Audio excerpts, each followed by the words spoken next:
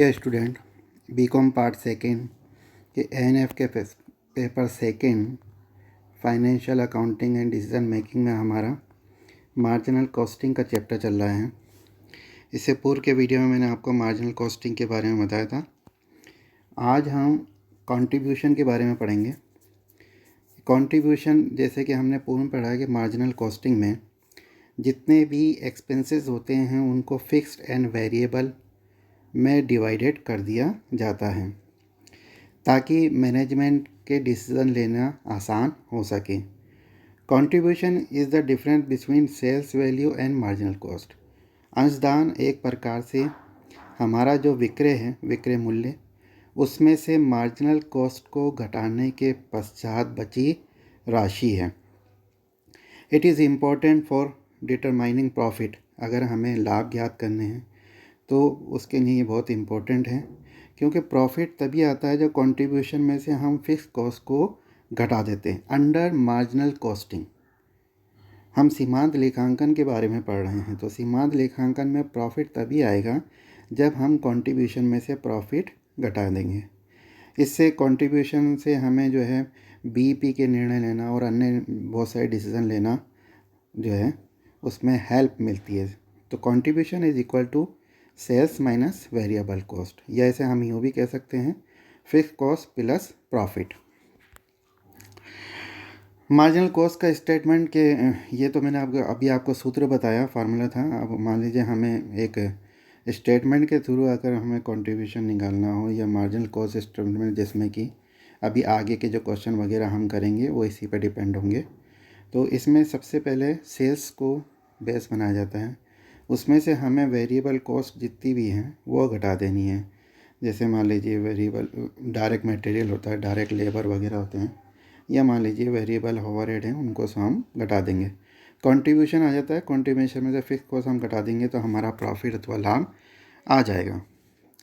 Marginal costing के कुछ लाभ भी हैं, क्योंकि ये जो कॉस्टिंग की जो टेक्निक है, ये सबसे इम्पोर्टेंट जो इसमें एडवांटेज है वो हेल्प इन मैनेजरियल डिसीज़न। सबसे मोस्ट इम्पोर्टेंट कि हम जानते हैं कि भाई इसमें हम जब वेरिएबल कॉस्ट को अलग कर देते हैं, फिक्स कॉस्ट को अलग कर देते हैं, तो मैनेजमेंट के लिए निर्णय लेना काफ़ी आसान हो जाता है। जैसे मान लीजिए हमें किसी प्रोडक्ट की प्राइसिंग का निर्णय लेना हो, तो हम हमारी जो इस तरीके से जो गणना की जाती है बीईपी वगैरह या सेलिंग प्राइस का हमें निर्धारण करना है, वो काफ़ी आसान हो जाता है। दोनों को डिवाइडेड करने से हम कॉस्ट यानी लागत के ऊपर कंट्रोल भी कर सकते हैं। इस विधि में सबसे मोस्ट इम्पॉर्टेंट चीज़ ये है कि इसमें जो क्लोजिंग स्टॉक है उस क्लोजिंग स्टॉक का वैल्यूशन काफ़ी आसान होता है, क्योंकि क्लोजिंग स्टॉक में हम सिर्फ वेरिएबल कॉस्ट को ही शामिल करते हैं। बहुत सिंपल सी टेक्निक है, ज्ञात करना भी काफ़ी आसान है। चीज़ों को ज्ञात करना, जैसे बीईपी को ज्ञात करना, मार्जिन ऑफ सेफ्टी को ज्ञात करना, कंट्रीब्यूशन को ज्ञात करना, कॉस्ट का कंपैरिजन करना काफ़ी आसान हो जाता है इस विधि में, कि हमें यह पता लग जाता है कि ये कॉस्ट इतनी हमारी फिक्स कॉस्ट आ रही है, इतनी वेरिएबल, उससे कई सारे डिसीजन लेना आसान हो जाता है। तो सीमांत लागत में स्थिर व्यय, जैसा कि मैंने आपको बताया कि इसमें फिक्स्ड जो एक्सपेंसेस है वो शामिल किए जाते हैं, क्योंकि उनका उत्पादन मात्रा पे कोई प्रभाव ही नहीं पड़ता है। जैसे एक एग्जांपल के रूप में बताऊं कि यदि किसी वस्तु की 5000 इकाइयाँ हमें निर्मित करने पे 20,000 रुपये के खर्चे होते हैं, तथा एक अतिरिक्त इकाई बनाने पे कुल लागत 20,100 हो जाए, तो इस स्थिति में एक अतिरिक्त इकाई बनाने पर संपूर्ण लागत में केवल 100 रुपये की वृद्धि हुई है। इसलिए इसको 100 रुपये का हम परिवर्तनशील लागत कहते हैं। तो वैसे देखा जाए तो सीमांत लागत संपूर्ण लागत में हुए परिवर्तनों की वे राशि है जो कुल उत्पादन में एक इकाई की वृद्धि या कमी करने के फलस्वरूप होती है। या तो हम उत्पादन को बढ़ाएं या घटाएं, तो उसमें जो अंतर आएगा उसको यहाँ पर मार्जिनल कॉस्टिंग के रूप में देखा जाएगा। तो ये तो इसके एडवांटेज थे। आगे हम जो टॉपिक है हमारा वो है एब्जॉर्प्शन कॉस्टिंग। एब्जॉर्प्शन कॉस्टिंग भी एक तरीके से देखें तो ये मार्जिनल कॉस्टिंग से थोड़ी डिफ़र है। सबसे पहले इसके बारे में पढ़ते हैं। तो इस विधि को पूर्ण लागत लेखांकन विधि भी कहते हैं। It is term as full और total costing because in this method both fixed and variable cost are charge to production. यानी किसी भी उत्पाद पे जो हम लागत लगाते हैं, एब्जॉर्ब करते हैं, चार्ज करते हैं, वो दोनों होती हैं, चाहे वो फिक्स्ड हो चाहे वो वेरिएबल हो। In addition determining of prime cost and are same. दोनों ही विधियों में यानी मार्जिनल कॉस्टिंग में और एब्जॉर्प्शन कॉस्टिंग में प्राइम कॉस्ट को ज्ञात करने का तरीका तो बिल्कुल सेम ही है, क्योंकि इसमें डायरेक्ट जो है कॉस्ट शामिल की जाती है। लेकिन क्या होता है कि एब्जॉर्प्शन कॉस्टिंग, इसमें क्या होता है कि बहुत fixed and variable overhead included in factory administrative and selling overhead. तो इसमें फिक्स को भी शामिल किया जा रहा है और वेरिएबल को भी शामिल किया जा रहा है। जबकि हम सीमांत लागत में क्या देखते हैं कि सीमांत लागत में सिर्फ वेरिएबल कॉस्ट को ही शामिल किया जाता है। It can be useful for determining an appropriate selling price for product. तो ये भी एक प्रकार की विधि है जिससे कि हम जो विक्रय राशि है उसको ज्ञात कर सकते हैं, लेकिन थोड़ा डिफ़र है। मार्जिनल कॉस्टिंग अलग है, एब्जॉर्प्शन कॉस्टिंग अलग है। इस विधि में सभी प्रकार के स्थिर व्ययों उपरिव्ययों को कुल लागत का अंग माना जाता है। इस विधि में जैसे फॉर एग्जांपल आगामी विधि में होने वाले कुल स्थिर जो उपरिव्यय हैं उनका पहले से ही हम अनुमान लगाते हैं, फिर उनसे प्राप्त होने योग्य उत्पादन क्षमता का भाग देकर हम प्रति इकाई स्थिर उपरिव्यय ज्ञात किए जाते हैं, जो कि फिर प्रोडक्शन को चार्ज किए जाते हैं। किसी भी अवधि में हुए उत्पादन पर उपरिव्यय परिवर्तनशील लागतों के साथ साथ उपरोक्त अनुसार, जैसे अभी हमने कैलकुलेट किया है, ये रेट के आधार पर स्थिर व्ययों को अवशोषित किया जाता है। एक एग्जांपल से हम दोनों विधियों का कंपैरिजन करते हैं कि ये कह रहे हैं कि एक कंपनी ने मैन्युफैक्चर किए हैं 10,000 यूनिट, सेलिंग प्राइस जो है वो 16 रुपये है।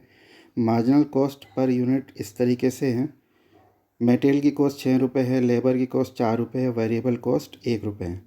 इन्होंने किया कि 8,000 unit were sold during the year and fix cost for the period was 20,000।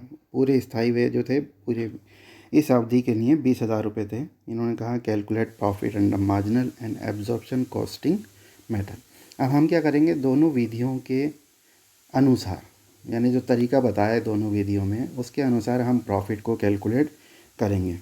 तो मार्जिनल कॉस्टिंग में जैसे मैंने आपको बताया कि हम स्टेटमेंट बनाएंगे कॉस्ट एंड प्रॉफिट का, जैसे अभी पूर्व में मैंने आपको स्टेटमेंट बताया था, बिल्कुल इसी तरीके से सेल्स सबसे पहले ली जाएगी। क्योंकि 8,000 यूनिट ही सेल की गई हैं, इसलिए हम सेल्स के फिगर में 8,000 यूनिट को 16 से मल्टीप्लाई करके 1,28,000 रुपये लेंगे। उसके बाद मार्जिनल कॉस्ट जो हमारी 10,000 के लिए लगी है 6 रुपये के हिसाब से 60,000, लेबर कॉस्ट जो है 4 रुपये के हिसाब से 40,000 और वेरिएबल कॉस्ट 1 रुपये के हिसाब से 10,000 जो यूनिट हमने प्रोड्यूस की हैं उसकी 10,000। इस तरीके से मार्जिनल कॉस्ट ऑफ 10,000 यूनिट जो प्रोडक्ट्स प्रोड्यूस किए हमने वो 1,10,000 रुपये आ रही है। अब हम इसमें से जितना सामान, जितना गुड्स रह गया, बिकने से रह गया, उसे हम क्लोजिंग स्टॉक कहते हैं, उस क्लोजिंग स्टॉक को कम कर देंगे। तो हमारी यहाँ पर क्लोजिंग स्टॉक का जो वैल्यूशन है वो वेरिएबल कॉस्ट के ऊपर किया जाएगा। 6 + 4 + 1 = 11। 11 को हम जितनी यूनिट रह गई हैं क्लोजिंग स्टॉक की 2,000 से मल्टीप्लाई करेंगे तो 22,000 रुपये का क्लोजिंग स्टॉक आएगा। ये घटाने के बाद हमारी जो हमने यूनिट बेची हैं उसकी मार्जिनल कॉस्ट आ जाएगी 88,000। इस 88,000 के को हम कंट्रीब्यूशन निकालेंगे, सेल्स में से घटाएंगे जो हमारी वेरिएबल कॉस्ट है, तो जो कंट्रीब्यूशन आएगा A - B = 40,000। इस 40,000 में कंट्रीब्यूशन हमारा आ गया। प्रॉफिट निकालने के लिए हमें इसमें से स्थायी लागतों को कम करना पड़ेगा। 20,000 रुपये स्थायी लागतें हैं। 20,000 रुपये कम करने के बाद हमारा जो प्रॉफिट है वो 20,000 रुपये आ जाएगा।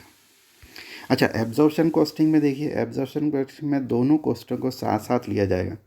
सबसे पहले जैसे फॉर एग्जांपल हमारा मटेरियल की कॉस्ट, तो वेरिएबल कॉस्ट दे रखी है 6 रुपये के हिसाब से, तो 60,000 10,000 यूनिट के हिसाब से।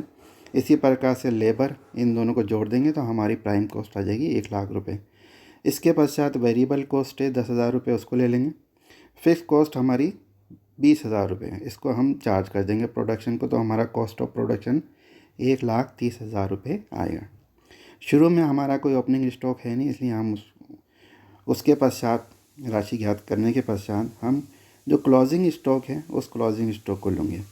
तो ये जो 1,30,000 रुपये का हमारा जो प्रोडक्शन की कॉस्ट है ये 10,000 यूनिट की है, तो हम 2,000 के लिए ज्ञात करेंगे, तो ये 26,000 रुपये आएगी। इसमें एक बात आप ध्यान रखिए कि ये जो क्लोजिंग स्टॉक है इसमें variable as well as fix cost को भी शामिल किया गया है। घटाने के पश्चात हमारा कॉस्ट ऑफ गुड्स सोल्ड आ जाएगा 1,04,000 रुपये। इसमें से हमारा जो सेल्स हुआ है वो 1,28,000 रुपये है, तो 1,28,000 में से 1,04,000 रुपये कम कर देंगे तो हमारा प्रॉफिट आ जाएगा 24,000 रुपये।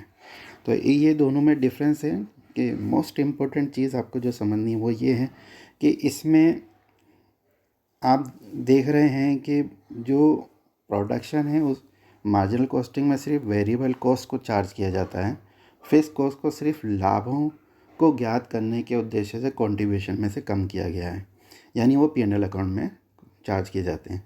लेकिन हम यहाँ पर क्या दे रहे हैं, एब्जॉर्प्शन कॉस्टिंग में फिक्स के साथ साथ वेरिएबल के साथ साथ फिक्स भी प्रोडक्शन को चार्ज किया जा रहा है। मार्जिनल कॉस्टिंग और एब्जॉर्प्शन कॉस्टिंग में कुछ अंतर भी हैं। पहला है कॉस्ट कंसीडर, जैसे BEP की गणना करने के लिए absorption of overhead, valuation of closing stock. तो ये कुछ अंतर हैं जिनको हम जानेंगे। द फर्स्ट वन इज़ के कॉस्ट कंसीडर। मार्जिनल कॉस्टिंग में इस सिर्फ स्थिर व्ययों को ध्यान में नहीं रखा जाता, जबकि जो हमारा एब्जॉर्प्शन कॉस्टिंग है जिसे हम अवशोषण लागत कहते हैं, इसमें सीमांत वेरिएबल कॉस्ट के साथ साथ स्थिर लागतों को भी शामिल किया जाता है और प्रति इकाई लागत ज्ञात करने के लिए दोनों को जोड़ते हैं। BEP की कैलकुलेशन करना सीमांत लागत विधि में आसान है और वो ज्ञात भी किया जा सकता है, जबकि अवशोषण लागत विधि में BEP को ज्ञात नहीं किया जा सकता। ऊपरी व्ययों का जो हम अवशोषण करते हैं, जैसे हम एब्जॉर्प्शन ऑफ ओवरहेड, तो सीमांत लागत लेखांकन विधि में ऊपरी व्ययों के अवशोषण और न्यूनावशोषण की कोई समस्या उत्पन्न नहीं होती, क्योंकि जो एक्चुअल हैं वो ही चार्ज किए जाते हैं। लेकिन एब्जॉर्प्शन कॉस्टिंग में इस तरीके की समस्या उत्पन्न हो जाती है, क्योंकि वो प्री डिटरमाइन किसी रेट के आधार पे स्थायी व्ययों को हम प्रोडक्शन से चार्ज करते हैं। अगर प्रोडक्शन कम होगा अथवा ज़्यादा होगा तो इस तरीके की समस्या आती है। क्लोजिंग स्टॉक का जो वैल्यूएशन है वो सीमांत लागत लेखांकन विधि में अंतिम स्टॉक का जो मैं बता रहा हूँ आपको, ये परिवर्तनशील लागतों के आधार पर किया जाता है। यानी हम किसको ले रहे हैं, सिर्फ वेरिएबल कॉस्ट को। लेकिन यहाँ पर एब्जॉर्प्शन कॉस्टिंग में जब हम, जैसे अभी हमने एग्जांपल भी देखा था कि अंतिम स्टॉक का मूल्यांकन करते समय परिवर्तनशील लागतों के साथ साथ स्थिर लागतों को भी सम्मिलित किया जाता है।